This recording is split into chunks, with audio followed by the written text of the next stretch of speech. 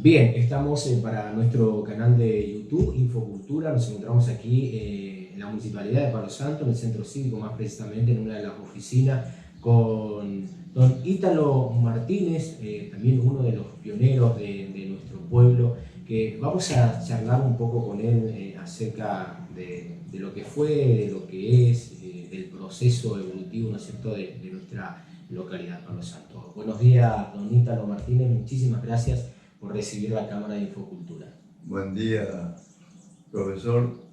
Permítame que lo felicite y agradezca su presencia, su intervención como un docente inquieto en esto que tiene que ver con el desarrollo de nuestra comunidad, desde el punto de vista cultural, político, social, económico, porque no es moneda corriente y precisamente eso es lo que quiero destacar, que haya alguien con los quilates, digamos así, necesarios para ponderar, mensurar, evaluar el desarrollo de nuestra comunidad.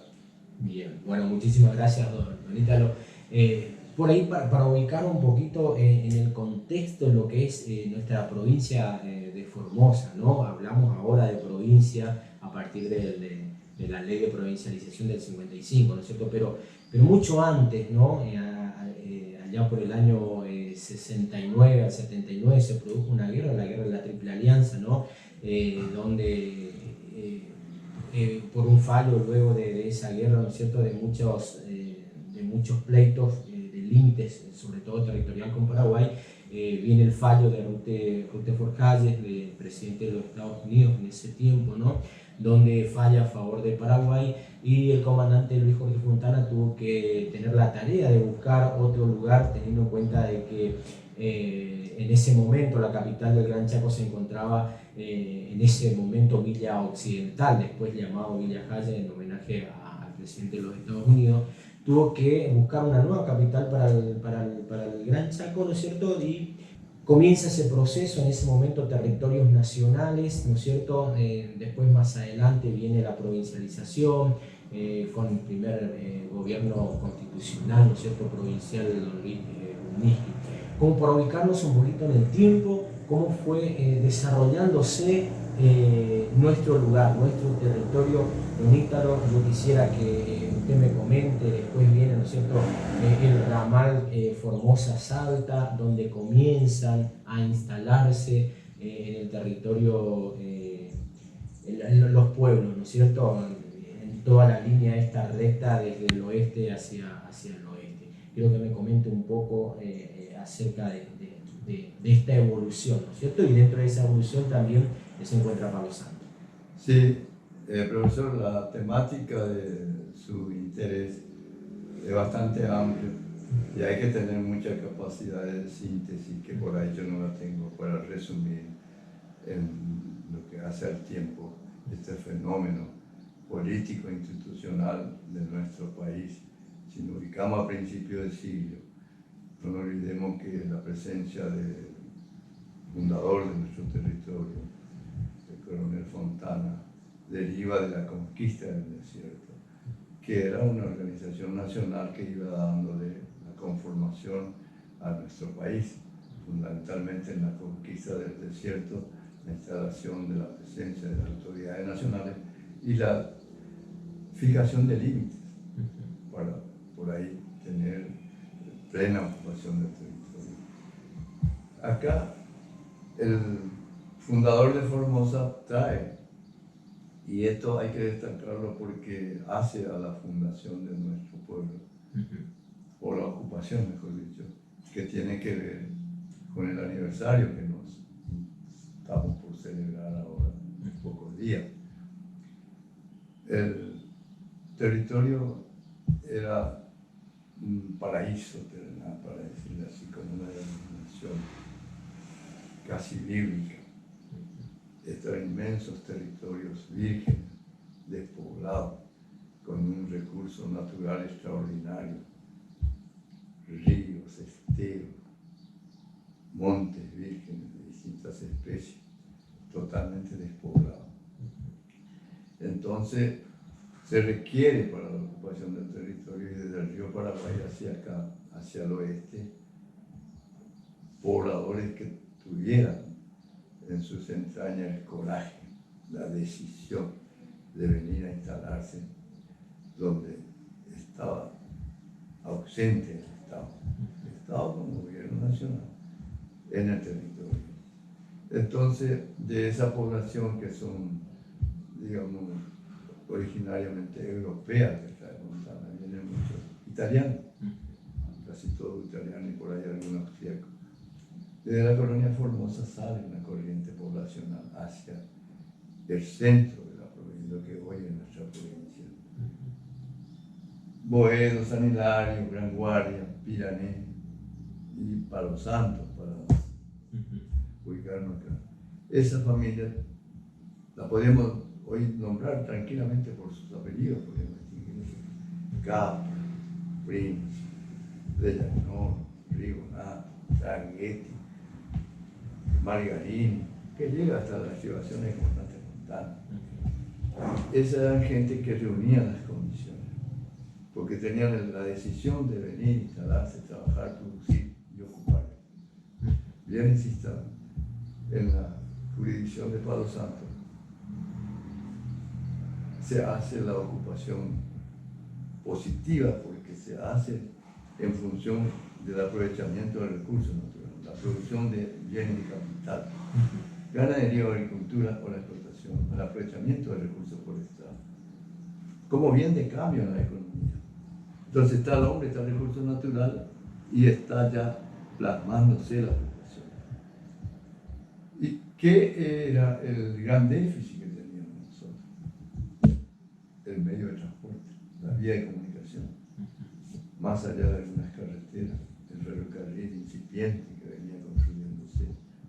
Y llega a Palo Santo, vamos a hacer un poco un salto acá de esa etapa porque el tema es amplio y vamos a tratar de resumirlo. Llega a Palo Santo, 1900 y algo, porque Buenos Aires, que define la política estratégica de desarrollo del territorio, sigue los lineamientos de las empresas que quieren aprovechar el recurso natural, porque esto iba a proveer con seguridad materia prima, transporte fluvial y al puerto de Buenos Aires, comercio exterior.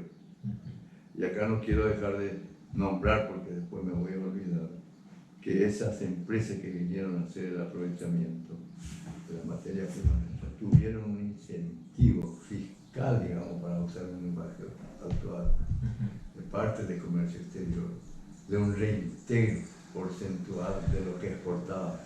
Esta empresa de taninera tenían, yo recuerdo hasta la década del 70 por ahí, un 25% de reintegro de los valores que exportaban, con la consigna o la condición de que eso reinvirtiera en el mejoramiento de la industria instalada. Cualquiera fuera los medios acá, hay que citarlo porque muchos de los que poblaron el territorio y trabajaron deben recordar que el sistema laboral era muy rústico, muy inhumano. Hombrear las bolsas de tanino desde la fábrica hasta la bodega de las barcazas en el río Paraguay al hombro era terrible. Los obreros tenían el lomo curtido, quemado por el tanino. Entonces, después con esa inversión que fueron haciendo cuando el gobierno lo obligaba un poco, esas empresas fueron mejorando y sí vino hoy por hoy el tanino ya atomizado. Aparece la inteligencia, o sea, el desarrollo tecnológico o la aplicación del conocimiento, en el caso de la industria química. Y mejora mucho en ese aspecto el trabajo en la fábrica. Volviendo otra vez a esto de la población. La corriente poblacional que invade, digamos, invade orientada, digamos, ocupa el territorio, invade, no es el término adecuado, porque es voluntario y es ofrecido. Es en un altísimo porcentaje guaranítico. No nos olvidemos de Corrientes, Paraguay, era todo un territorio, y parte de la población indígena de nuestro territorio también de corriente guaraní. Las distintas etnias que había, la Piragá, la Huichí, o sea, la Toba, tenían también en la disputa del territorio, con mucho respeto entre ellos. Ellos disfrutaban del territorio, pero con un límite natural impuesto por ellos mismos, para no evitar para evitar las guerras entre ellos. Y ahí había corriente guaranítica. Y la otra, que era propiamente la racional, la ocupación del territorio, viene a través de estas empresas que vienen atraídos ya por la construcción de ferrocarriles y que traen el objetivo de aprovechar el recurso natural. ¿Y cuál es el recurso natural primario, único, legislado, amparado por la legislación? La madera, quebracho colorado. No se podía dar otro destino al quebracho colorado por legislación que no sea para la industria táctica, salvo algunas obras de arte para la construcción de los espigones, en los muelles de los puertos, se daban a sacar los barcos, ahí se daban permiso para llevar las vigas especiales de 60 por 60, 40 por 40, y el resto era todo industria táctica. Entonces, y eso estaba en función de la demanda del mercado internacional, tenía un flujo, como hasta hoy, temporadas de mucha demanda, meseta de la demanda, lo que implicaba paralización del aprovechamiento acá, luego la reactivación, y eso fue estableciendo un sistema de aprovechamiento del recurso natural muy acotado a las decisiones de la empresa, que estaba en función de su economía. Y la parte política le correspondía al Estado, la población, sí, las instituciones, la logística, todo eso era el territorio nacional. Entonces, esa corriente poblacional que está desmontada se instala en el territorio. La otra corriente poblacional, la guaranítica, viene ya como mano de obra especializada para el aprovechamiento forestal, con la herramienta hacha, machete y paremos de contar. Algunas tronceaban la mano y otras para tronzar las maderas. No había motosierra, no había el sistema de rodeo, de transporte, era carroza prima. O sea, la base de la economía en nuestra zona, fundamentalmente Palo Santo, siempre fue la madera, ¿no? Originalmente sí, y fue la madera, y por eso por ahí nosotros definimos nuestra apreciación, muy precaria si se quiere desde el punto de vista académico, de que nuestra cultura proviene de la madera. Y la identificamos así simbólicamente con el hacha, el hombre con el hacha, la cultura de la madera.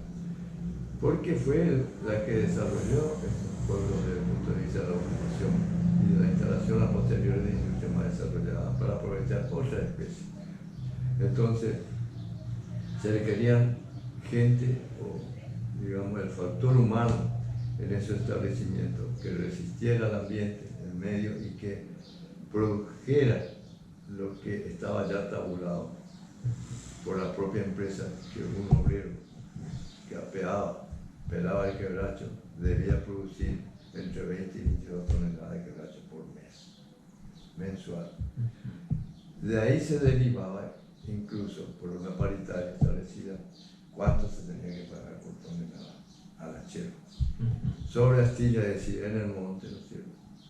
Ahí donde él tenía la obligación de voltear por una norma muy rígida establecida por la Administración Nacional de Bosques, con la fiscalización del territorio, respetando todo un sistema de conservación del ambiente y de la especie.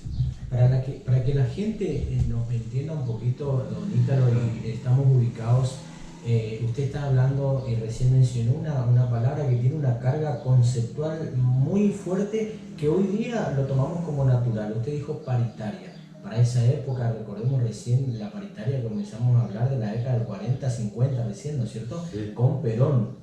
Claro. El gobierno... No había paritarias antes, por eso... No, había otro tipo de acuerdo. Yo le digo paritaria para usar un término vigente, sí, de la legislación laboral. Perón impone, crea lo que sería el sindicato de los trabajadores rurales, la libreta de trabajo, donde protege al obrero rural, los que trabajan en los cañaverales, en los quebrachales. Fundamentalmente eso requiere organización, sí, se establece. Las empresas tienen ya establecido porque vienen de mucho antes. No nos olvidemos que esto deriva de una ocupación europea en nuestro territorio, y ellos es lo que necesitaban la materia prima para desarrollar su industria. Hablando de la población europea, europea, ¿no es cierto?, que es la cual nosotros derivamos. Sí. Usted fuera de cámara también me mencionaba acerca de cómo se medían de las vías, ¿no es cierto?, los pueblos, cómo venían Claro, en su la estrategia de desarrollo, es decir, la planificación, avanzaba del este hacia el oeste y venían detectando los exploradores que venían al frente, lo que sería cabecera de puente, digamos, para usar un lenguaje así castrense, de la prenda avance, venía el balastro, venían previa traza, pero deslinde del rumbo. Y acá hay que ponderar qué es lo que tenían, lo que hoy serían agrimensores. Y tenían un nivel y un teodolito. El teodolito era una tela con un aumento, ¿no? Y el nivel era el relieve. Y en función de eso ellos establecían la traza.